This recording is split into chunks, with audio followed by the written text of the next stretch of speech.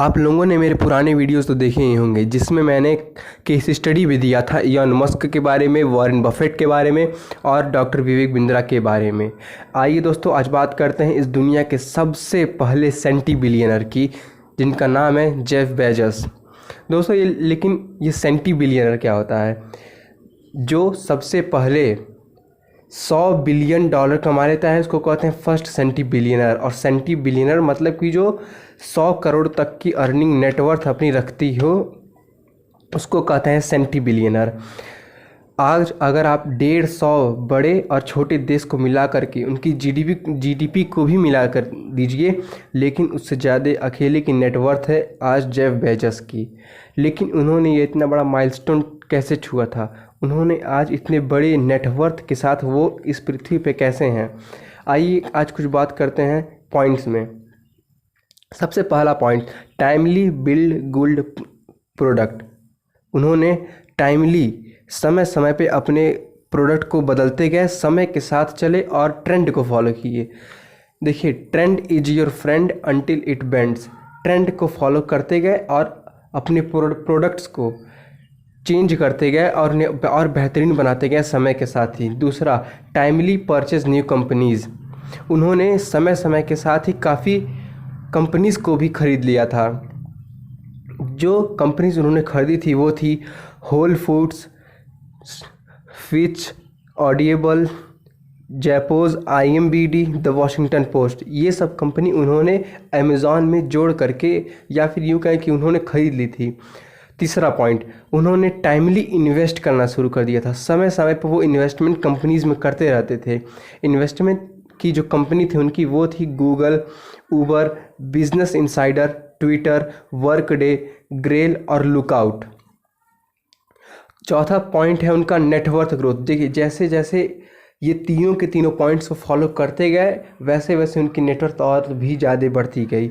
आज दुनिया पे दूसरा सबसे बड़ा जो कंपनी है वो है अमेज़ॉन, 763 बिलियन डॉलर के साथ। लेकिन आज भी सब पहले नंबर पे अपना पोजीशन बनाए हुए है एप्पल 910 बिलियन डॉलर्स के साथ। अगर आप लोग चाहते हैं कि एप्पल पे भी केस स्टडी दिया जाए तो प्लीज़ हमें कमेंट करके बताएं।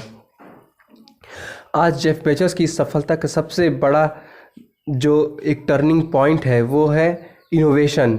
इनोवेशन हर एक बिजनेसमैन को सफल बना सकता है, बस वो टाइमली इनोवेट करता रहे। Innovation is the power which give you billions and trillions of dollar with in very few period of time. आज इलॉन मस्क ने एक छोटे से गैराज से शुरू किया था और आज दुनिया की इतनी बड़ी कंपनी बन गई है अमेज़ॉन। आइए बात करते हैं कि अमेज़ॉन की कुछ सर्विसेज के बारे में। अमेज़ॉन की कुछ सर्विसेज हैं ट्रेल गुड्स, जो कि amazon.com है, Amazon Prime, Amazon electronics, Amazon game studio, Amazon video, Amazon music, Amazon Go और अमेज़ॉन किंडल के साथ ही अमेज़ॉन वेब सर्विसेज भी है और अमेज़ॉन वायरलेस भी है। आज दुनिया के इतने बड़े बिलियनर जेफ बेजोस का जन्म जनवरी महीने के 1964 में हुआ था। दोस्तों, जब उनकी माँ की शादी हुई थी तो उनकी माँ बहुत ज़्यादा जल्दी गर्भवती हो गई थी, इसलिए जेफ बेजोस को उन्होंने मात्र अपने 17 साल की उम्र में ही जन्म दे दिया था। दोस्तों, इलॉन मस्क शुरू से ही काफ़ी अच्छे थे अपने शुरुआती एजुकेशन में, इसीलिए उनको vice president of merchant banking company का बना दिया था। वो एक मर्चेंट कंपनी में की जो बैंक कंपनी थी उसके वाइस प्रेसिडेंट बन गए थे 1990 में।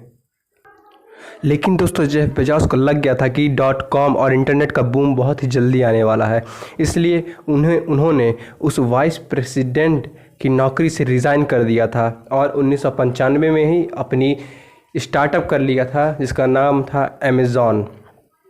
वैसे तो अमेज़ॉन पहले सिर्फ ऑनलाइन बुक्स ही बेचा करती थी, लेकिन उसका जब IPO मतलब इन्वेस्टमेंट इन प्रॉफिट जब काफ़ी 1997 में उसका धीरे धीरे आने लगा, लेकिन तभी भी जेफ बेजोस ने हार नहीं मानी।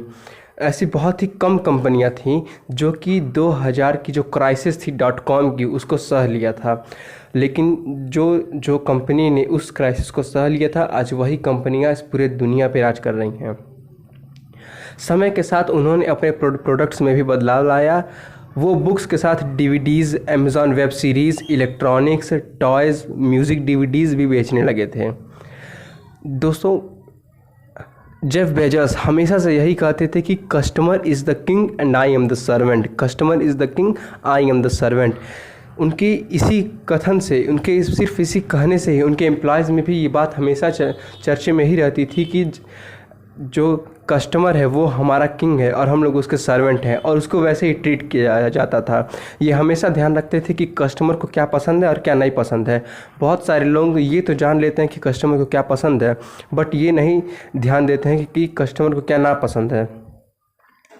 कस्टमर को जो सबसे ज़्यादा नापसंद है वो होता है डिले, डिफेक्ट और आउट ऑफ स्टॉक। अगर कस्टमर को डिले हो रहा है वो सामान पहुंचने में, वो आपको छोड़ के चला जाएगा। अगर आपका सामान ठीक नहीं आ रहा है, डिफेक्ट आ रहा है, वो आपको छोड़ के चला जाएगा। या फिर अगर आउट ऑफ स्टॉक है तो वो फ्रस्ट्रेट हो जाता है। आज इसी के कारण जेफ बेजोस के पास 5 लाख एम्प्लॉयज़ हैं जो कि उनके 16 करोड़ कस्टमर का ध्यान रखते हैं। जेफ बेजोस हमेशा से ही लॉन्ग टर्म विज़न में ध्यान लगाया करते थे, हमेशा से ही दूर की सोचते चलते थे। वो 1 महीने 2 महीने बाद का प्रॉफिट नहीं देखते थे, वो हमेशा दूर तक का प्रॉफिट देखते थे। इसलिए वो हमेशा कहते थे, our vision is to use the platform to build earth's most customer centric company. दोस्तों, अमेज़ॉन या फिर एप्पल या फिर मार्क जुकरबर्ग हमेशा से ही बहुत ही कॉम्प्लेक्स चीज़ों को बहुत ही सिंपल रूप में लोगों को दिखा देते थे, जिससे कि आज उनकी कंपनी इतनी वैल्यूएबल हो गई है। वॉरेन बफेट हमेशा कहते हैं कि मैं पैसा कभी भी कंपनी पे नहीं बल्कि वैल्यू पे लगाता हूँ। इसलिए दोस्तों, आज जितने भी बड़े बड़े बिजनेसमैन आप देखते हैं, जितनी बड़ी बड़ी कंपनियाँ आप देखते हैं, वो सब की सब कंपनीज़ हमेशा एक बहुत ही कॉम्प्लेक्स चीज़ को बहुत ही सिंपलिसिटी में शो कर देती हैं। आज बहुत सारे ऐसे वेब गुरुज़ हैं या फिर टेक्नोलॉजिकल गुरुज़ हैं जो कि ऐसा अपने ऐप्स को या फिर अपने उसी फ़ोन को इतना कॉम्प्लेक्स करके दिखा देंगे कि उनका कस्टमर कंफ्यूज हो जाएगा कि इसको इस्तेमाल कैसे करते हैं। लेकिन जब आप कॉम्प्लेक्स से कॉम्प्लेक्स चीज़ों को सिंपल में दिखा देंगे, तभी आप अपने कस्टमर को लॉयल बना पाएंगे। आइए दोस्तों, अब बात करते हैं कि क्यों आखिर में हाल ही में जेफ बेजोस ने अपनी कंपनी अमेज़ॉन के सीईओ पद से इस्तीफ़ा दे दिया। दोस्तों, उन्होंने इस्तीफ़ा इसलिए दिया है क्योंकि वो अपनी जो उनकी स्पेस की कंपनी है जिसका नाम ब्लू ओरिजिन, अब वो अपना पूरा फोकस उस पर लगाना चाहते हैं। अब वो ब्लू ओरिजिन की जो कंपनी है उसको और भी ज़्यादा बड़ा करना चाहते हैं ताकि वो स्पेस को और भी ज़्यादा एक्सप्लोर करे।